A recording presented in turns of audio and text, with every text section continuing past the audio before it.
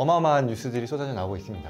최단 기간 영주권 취득할 수 있는 방법 어떤 걸 추천하시겠습니까? 제가 어떤 분들에게는 EB5 투자 이민의 대안이 될 수 있다고 생각하는 이유는 별거 아니라고 생각했던 그런 결정 하나 때문에 그분의 커리어 자체가 완전히 바뀌고 한동안 아예 미국에 못 들어가는 경우도 심심찮게 있습니다.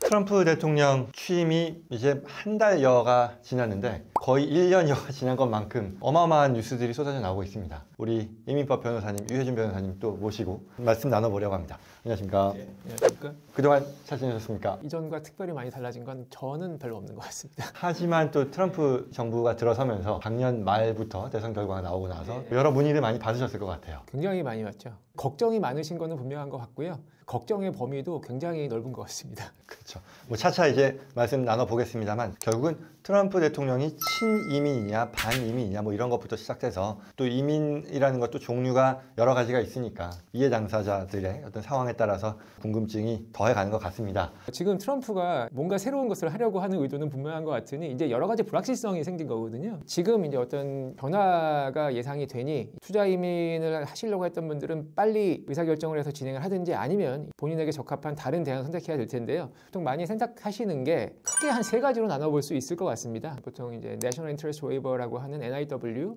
그리고 EB1A, 그리고 EB1C 이렇게 세 가지로 할 수 있을 것 같고요. EB1, EB2 이거는 이제 취업 이민의 카테고리겠습니다. 취업 이민 1순위가 EB1, 뭐 ABC가 취업 이민 1순위 카테고리고요. NIW는 EB2, 취업 이민 2순위 카테고리에 들어갑니다. 이제 그런 게 있고요. 그러면 EB5의 하나의 대안으로서 우리가 뭐 여러 옵션이 있지만 그 중에서도 좀 주목해 볼 만한 것이 NIW와 EB1A. EB1A와 NIW는 사실 비슷한 카테고리일 테니까 이것과 그 다음에 EB1C를 말씀하신 것 같아요. 그럼 우선 NIW 그리고 EB1A에 대해서 어떤 부분에서 주목해야 되는지 설명해 주실 수 있을까요? NIW하고 EB1A는 가장 큰 장점이라고 하면 미국 내에 고용주 스폰서가 없이 이제 취업 이민으로 영주권을 취득할 수 있다는 점이고요.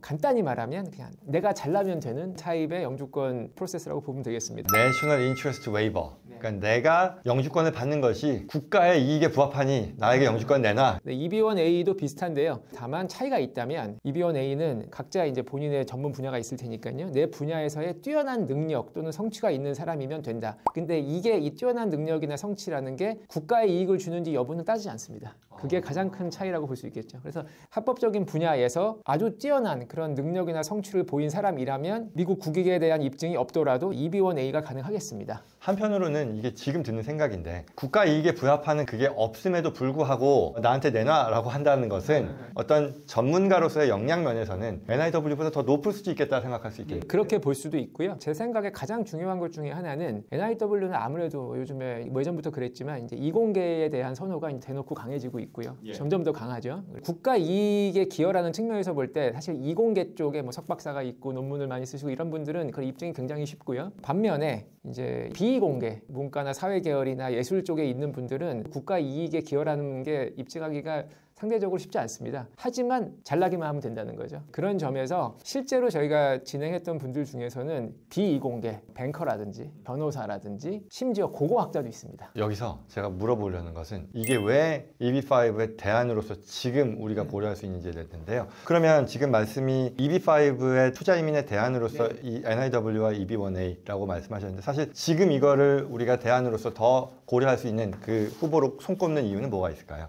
사실 투자 이민 쪽으로 하시는 분들 같은 경우에 뭔가 사업을 하거나 이런 분들이 많을 거 아니에요. 사업가를 위한 NIW도 가능합니다. 그럼 실제로 우리가 NIW나 EB1A를 너무 이공계 또는 엔지니어 또는 학문적인 어떤 성과 이거에 선입견을 갖고 생각하다 보니 이 풀을 좁게 봤는데 그럴 필요가 없다. 그럴 필요가 없죠. 국가 이익이라는 것을 넓게 해석할 수 있고요. 그래서 전통적으로 NIW나 EB1A를 많이 고려하는 어떤 학자들, 논문을 많이 쓰고 그걸 발표해서 본인의 성취를 입증하는 이런 분들이 아니라도 사례가 있을까요? 사례는 이제 NIW 같은 경우도 많이 있지만 EB1A를 좀 먼저 말씀을 드리자면 보통 비이공계 분들, 인문사회계 출신 분들을 만나보면 내가 당연히 안 되는 거 아니에요? 라고 생각하시는 분들이 많아요. 뱅커라든가 변호사 이런 분들은 당연히 안 될 거라고 생각을 많이 하십니다. 근데 될 수 있고요. 심지어는 고고학자도 되거든요. 그러니까 결국은 분야에 너무 국한되지 않고 내가 정말 그런 만큼의 어떤 성과가 있는지에 대해 스토리를 만들 수 있다면 네. 가능하니 좀 더 그 가능성에 대한 걸 타진해 볼 필요가 있겠다. 맞습니다. 보면 되겠네요. 알겠습니다. 그 다음으로 그러면은 EB1C를 말씀하셨어요. 그에 대해서 좀 더 구체적으로 말씀해 주신다면? EB1C는 사실 많은 분들이 알고 보면은 이 자격이 충족이 되는데도 본인이 자격이 충족이 된다는 사실을 잘 몰라서 활용을 못하고 계시는 사례도 많이 봤습니다. 예, 그래서 어떤 경우냐면 보통 이제 L1 비자라고 많이 알고 계실 겁니다. 주재원들이 많이 봤죠. L1 비자 같은 경우에는 한국의 법인이 있고 미국의 법인이 있으면 그걸 통해서 이제 주재원으로 나갈 때 활용을 하는 비자인데요. EB1C도 사실 컨셉은 비슷합니다. 컨셉은 비슷한데 이제 L1A가 비이민이라면 EB1C는 이민인 차이가 있는 거죠. 그래서 이게 제가 EB1C가 어떤 분들에게는 EB5 투자 이민의 대안이 될 수 있다고 생각하는 이유는 사업가 분들한테는 상당히 매력적인 옵션일 수 있기 때문에 그렇고요. 예를 들어 보겠습니다. 어떤 분이 사업체가 있고요. 연매출 한 20억 정도 나오는 회사가 있습니다. 직원은 한 5명에서 10명 왔다 갔다 하고요. 아주 큰 기업은 아니지만 그래도 나름 그 정도 규모로 뭐 한 5년 이상 그렇게 유지되어 왔다고 가정을 해보겠습니다. 미국 쪽의 비즈니스도 좀 있어서 미국의 법인을 세워서 미국 쪽 비즈니스를 해볼까라는 생각이 있는 분이 있다고 가정을 해보면 이분이 미국의 법인을 세워서 L1 비자로 바로 진출을 할 수 있고요. 진출한 이후에 그분이 활발하게 비즈니스 활동을 1년 동안 하면 그 이후에는 EB1C를 신청할 수 있는 자격이 됩니다. 최종적으로 EB1C를 통해서 영주권을 취득하는 기간까지 L1A를 받는 시점부터 EB1C 영주권을 취득할 때까지 한 1.5년에도 가능할 수 있는 타임라인이 나옵니다. 그 말씀은 우리가 보통 처음에 비이민 비자인 L1 비자를 발급받아서 미국에 가서 1년 정도를 근무를 하고 나면 그 다음에 바로 이어서 EB1C를 진행할 수 있다. 맞습니다. 그리고 그게 전체 기간으로 보면 물론 상황에 따라서 당연히 다르지만 이론상 최대 1년 반까지도 예상할 수도 있겠다. 그렇습니다. 굉장히 이거는 말씀하신 것처럼 한국의 20억 정도 매출이고 직원 수 5명, 10명 정도라 그러면 우리가 소위 얘기하는 다국적 기업의 뭐 이런 EB1C에 대해서 갖고 있던 그런 것과는 차이가 있는 거잖아요. 그렇죠. 그 멀티내셔널 매니저라는 표현이 주는 좀 압박감이 있죠. 그래서 이거는 삼성이나 구글이나 막 이런 정말 멀티내셔널 그런 회사들만 되는 거 아니야 라고 생각하실 수 있는데 그렇지 않고요. 여기서 멀티내셔널이라는 거는 한 국가 이상이라는 뜻입니다. 단순히. 그러네요. 멀티가 그런 뜻인데 이걸 뭔가 삐까뻔쩍한 것으로 생각해서 결국 그 말은 정말 그 정도의 중소기업이란 표현이 맞을 텐데 그 기업의 중역 내지는 오너라고 한다면 그리고 그 회사가 하는 비즈니스가 미국에 진출하는 것에 대한 스토리라인을 만들 수 있다면 활용할 수 있는 그런 환경은 된다는 뜻이네요. 물론입니다. 사업가분들 어느 정도 말씀하신 것처럼 그렇게 허들이 높지 않기 때문에 어느 정도 한국에서 사업을 하고 있는 분들이 미국에 진출하고자 한다면 아주 매력적인 옵션이 될 수 있다고 생각을 하고요. 그렇게 어렵지 않습니다. 굉장히 큰 발견인데 근데 이걸 왜 많이들 그만큼 몰랐을까 싶은데요. 이게 저도 비슷한 의문을 많이 갖고 있었거든요. 실무를 해보니 이게 진짜 정말 빠르고 상대적으로 비용도 적게 드는 굉장히 매력적인 그런 대안일 수 있구나라는 걸 알게 된 이후에 저도 가졌던 의문이 근데 이걸 왜 많은 분들이 모르고 계셨을까라고 그런 생각이 들었었는데요. 아까 말씀드린 멀티내셔널 이런 표현 때문에 저희는 뭐 사업이 작아서 근데 막상 보면 그렇게 작지 않단 말이죠.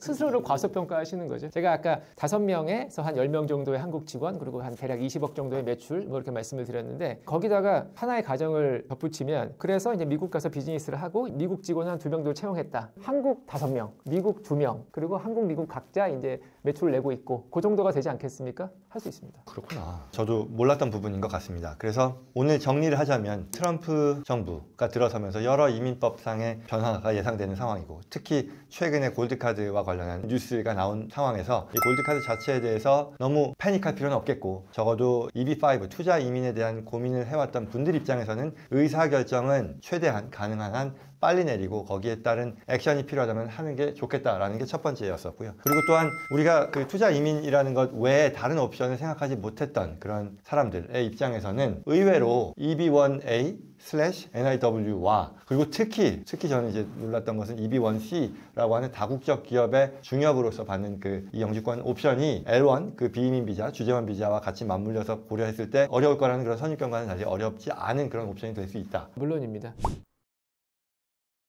이민 비자, 비이민 비자 관련해서 자주 나오는 질문에 대해서 여쭤보려고 합니다. 첫 번째로 NIW 관련해서요. 실제로 어떤 이유에서건 아쉽게 떨어진 그런 케이스들이 있는데 실패하고 나서 재시도를 해도 되는지에 대한 질문입니다. 실제 상담을 진행해보면 흔하게 나오는 주제인데요. 이거는 왜 실패했는지를 검토해보고 나서 이제 결정을 하는 게 맞다인데요. 그래서 구체적으로 이제 어떻게 해야 되는지에 대해서는 개별 케이스에 따라 다르겠으나 일단 한 번 거절됐다는 사실 자체가 큰 핸디캡은 아니고요. 한 가지 확실한 거는 한번 거절이 되신 분이라면 그분이 처음 신청할 때 하고 거절 이후에 본인하고는 시간의 경과가 있잖아요. 그럼 시간의 경과가 있을 때 실제로 나에 대해서 좀 나한테 유리한 사실이 많이 발생했다. 나의 자격 기준이 좀 강화될 수 있을 만한 일이 나에게 그동안 발생했다는 분이 있을 거고요. 사실 그동안 뭐 한 1, 2년 NIW 신청을 처음 시작하고 1, 2년 시간이 지났지만 사실 뭐 크게 두드러지게 나의 자격 기준을 강화할 수 있는 그런 추가적인 팩터가 더 생기진 않았다는 분들도 있을 수 있죠.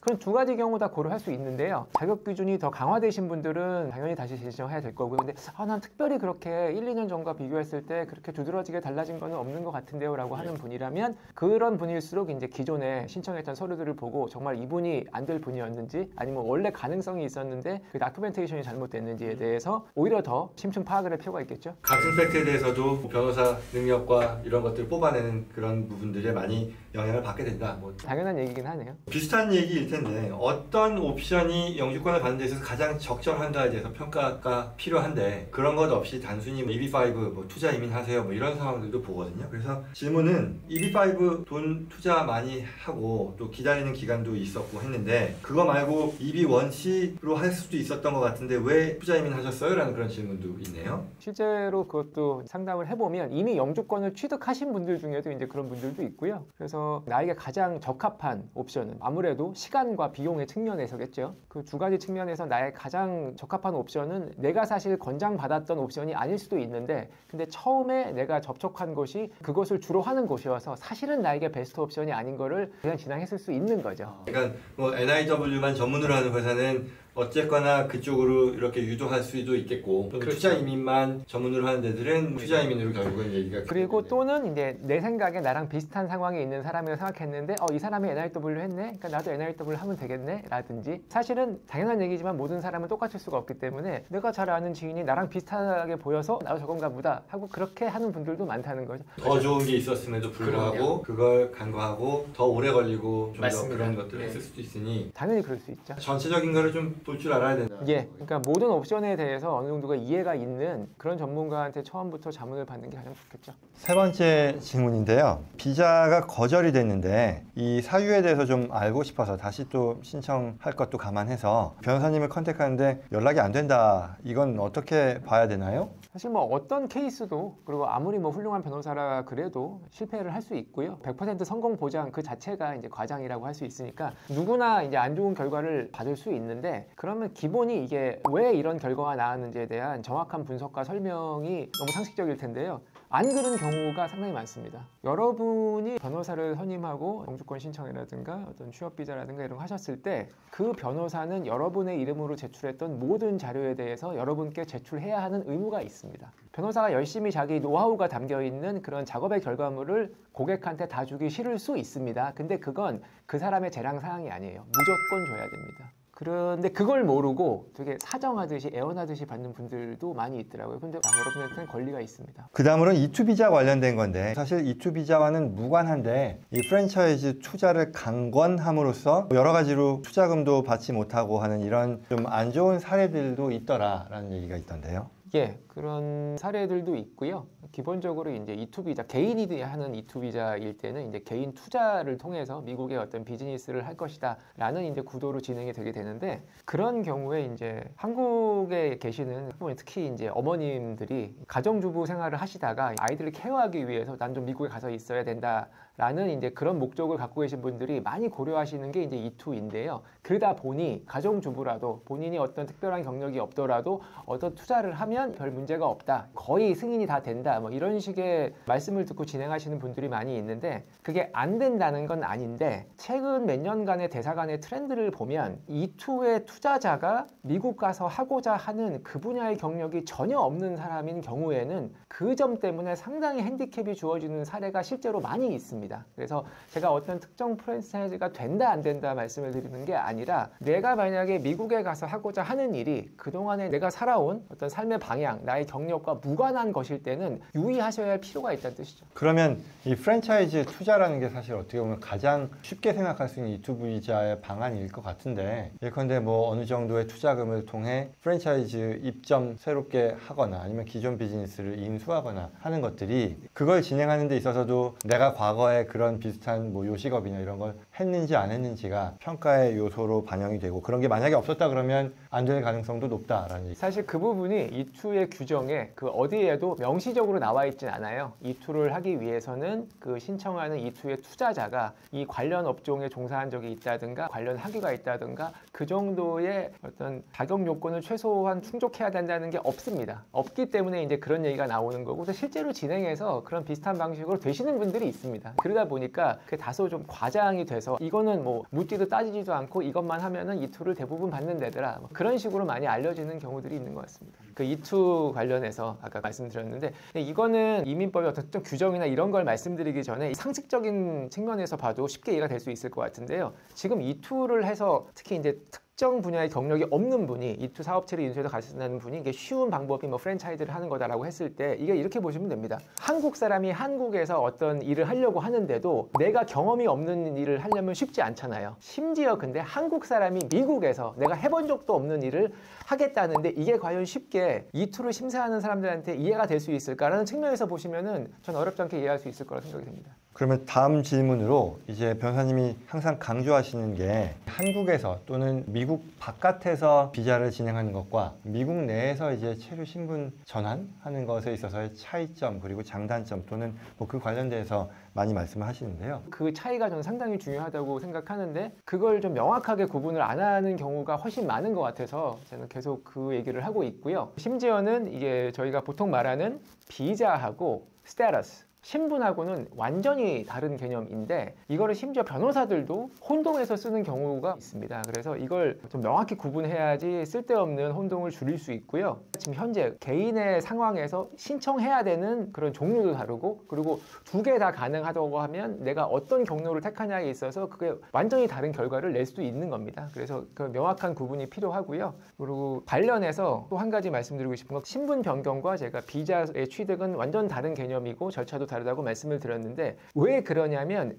그 업무를 관장하는 주무관청이 다릅니다. 미국 내에서는 다 아시겠지만 USCIS, 이민국이라고 부르는 USCIS가 미국 내 신분 변경, 그리고 영주권 신분 조정 같은 그런 업무들을 총괄하게 되어 있고요. 일단 미국 밖으로 나오면 미국에 들어가기 위해서는 비자가 필요하죠. 비자는 국무부의 산하 기관인 각 대사관, 영사관의 고유 업무입니다. 그러니까 서로가 다른 영역에서 하고 있는데 그걸 섞어서 말하면 안 되죠. 그러면은 결국은 미국 바깥에서 하는 게 더 좋다? 아니면 미국 안에서 하는 게 좋다? 아니면 뭐 다른 건 알겠는데 어떤 케이스를 진행하는 당사자의 입장에서는 어떤 부분들을 고려해야 되나요? 이거는 이제 그 구체적인 그 신청인의 배경을 봐야 당신은 미국에서 하는 게 좋습니다. 아니면 당신은 미국 밖에 나와서 별도를 받는 게 좋습니다. 라는 개별적인 그런 어드바이스를 줄 수 있을 것 같은데요. 절대적으로 뭐가 좋다는 없다. 근데 그렇게 쉽게 생각하고 그렇게 진행하는 경우가 많다. 그러니 지금 내가 어떤 게 나한테 가장 좋은 옵션인지 충분히 고려 생각해야 되고 그리고 일종의 피해 사례라고 할 수 있다면 이런 경우도 굉장히 많습니다. 당신은 미국에서 신분 변경이 됐기 때문에 한국 나가서 비자 받아오는 건 별것 아닐 거다. 얼굴 확인만 하고 바로 줄 거다. 그 얘기를 듣고 나왔다가 아예 못 들어가는 분들도 적지 않습니다. 특히나 O1 비자나 H1B 비자 같은 경우에 미국에서 스테이러스 체인지를 한 분들이 그런 얘기를 듣고 나 뭐 미국에서 H1B로 스테이러스 체인지 해서 1년, 2년 근무했는데 한국 나왔다가 뭐 비자 스탬프 찍는 게 무슨 문제겠어? O1도 마찬가지죠. 심지어 저는 O1으로 미국에서 3년, 4년 있다가 처음으로 처음으로 한국에 나가서 비자 스탬프를 받는데 그거 못 받아가지고 아예 미국의 취업을 포기하시는 분들도 봤습니다. 별거 아니라고 생각했던 그런 결정 하나 때문에 그분의 커리어 자체가 완전히 바뀌고 한동안 아예 미국에 못 들어가는 경우도 심심찮게 있습니다. 이거 굉장히 중요한 결정이죠. 이게 참 해묵은 질문일 수도 있고 답이 없는 걸 수도 있을 텐데 그래도 어쩔 수 없이 자주 묻는 질문이라 여쭤보는데요. 최단 기간 영주권 취득할 수 있는 방법 어떤 걸 추천하시겠습니까? 또 최근에 전반적인 이민 프로세스가 많이 늦어지고 있기 때문에 시기적절한 질문인 것 같은데요. 가족 초청을 제외하고 취업이나 투자 같은 카테고리로 한정을 했을 때 지금 내가 미국에 갈 수 있는 아무 비자도 없는 사람이라는 가정하에서 가장 빨리 영주권까지 갈 수 있는 최단 경로가 뭐냐라고 했을 때 저는 L1 플러스 EB1C라고 말씀드리겠습니다. 물론 그게 모든 분이 가능하시진 않겠지만 가능한 분에 한해서는 이것만큼 빠른 영주권으로 가는 경로는 현재 없다고 생각합니다. L1 플러스 EB1C